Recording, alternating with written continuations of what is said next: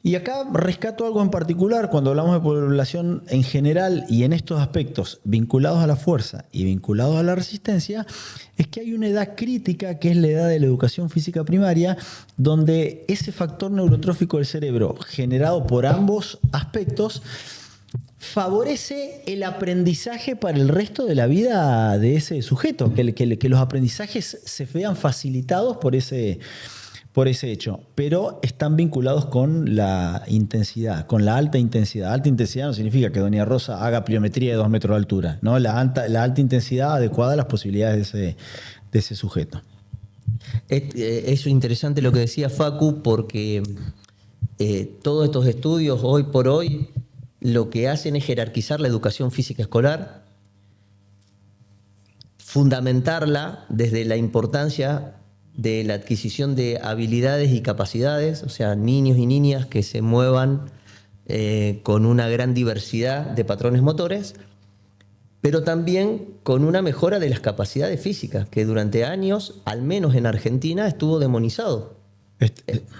Esto de decir, los niños deben entrenar y no entrenar necesariamente para el rendimiento, sino porque vos entrenando la fuerza y la resistencia convertís a un sujeto en más inteligente. Lo que pasa es que a vos no te parece que eso se ha demonizado se ha demonizado porque no se lo visualizaba el contexto pedagógico en el que se va a dar la fuerza con niños. Uno cuando dice, a ver, lo digo como médico, el médico pareciera que siempre ha dicho, y todavía hoy dicen, el niño no debe entrenar fuerza, pero en esa mirada médica desaparece el contexto pedagógico que sí lo tenemos en la mirada del profe de educación física. Entonces sí, la fuerza se debe entrenar, la resistencia también se debe entrenar, pero en el marco pedagógico en el que debe desarrollarse. Entonces no hay que...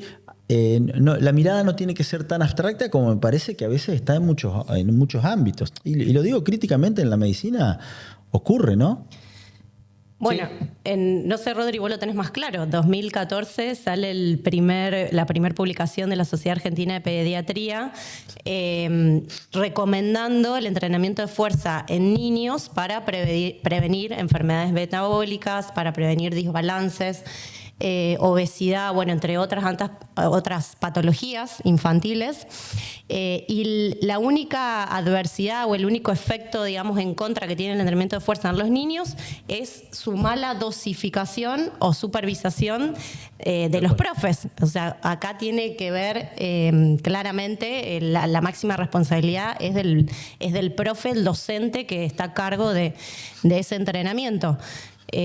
Bueno, vos, Rodri, tenés mucha experiencia con el entrenamiento infantil de fuerza. Sí, el gran problema que hubo con los primeros postulados tienen que ver con lo que hablaba al principio, con la influencia que hemos tenido con el tema de la metodología de la hipertrofia. Entonces, cuando uno quería traspolar a los niños metodologías que venían de actividades en donde el objetivo estaba depositado en la hipertrofia, como por ejemplo... Es que la mirada, cuando se hablaba de fuerza... se hablaba de eso. Claro, la mirada tenía que ver con el fisiculturismo. Claro, porque hasta incluso las primeras bibliografías impresas que ingresaron a Sudamérica hablaban de que para poder entrenar la fuerza, primero que había que hacer una adaptación anatómica, y esa adaptación anatómica eran 8 semanas de un entrenamiento de hipertrofia. Y entonces se consideraba de que a partir de que uno estaba hipertrofiado podía generar fuerza. Desde esa mirada y desde esa concepción, cuando uno lo quiere aplicar a niños, es lógico que no tiene una transferencia positiva, porque el niño todavía hormonalmente no tiene segregación de testosterona como para que esa hormona anabólica produzca los beneficios que esta metodología de entrenamiento persigue, ¿no? Entonces, se la demonizó en niños, cuando en realidad la importancia del entrenamiento de la fuerza en esta población o en este grupo etario tiene que ver con todos los beneficios neuronales y todas la construcción de la coordinación inter e intramuscular que van a ser la determinante de la habilidad de ese sujeto de acá en adelante. Entonces es importante esto, y yo al principio cuando hablaba de la introducción decía de la importancia que tuvo también la tecnología, porque a partir de que aparecieron las resonancias magnéticas se comprobó la implicancia en la cognición y en el desarrollo adaptativo del sistema nervioso que tenían las actividades de alta complejidad neural, como es el entrenamiento de la fuerza. Entonces, hoy por hoy es determinante que un niño vaya a entrenar fuerza, que vaya a entrenar fuerza con metodologías aplicadas a esta población infantil, y que todo esté depositado en, o la gran mayoría, en los aprendizajes técnicos complejos.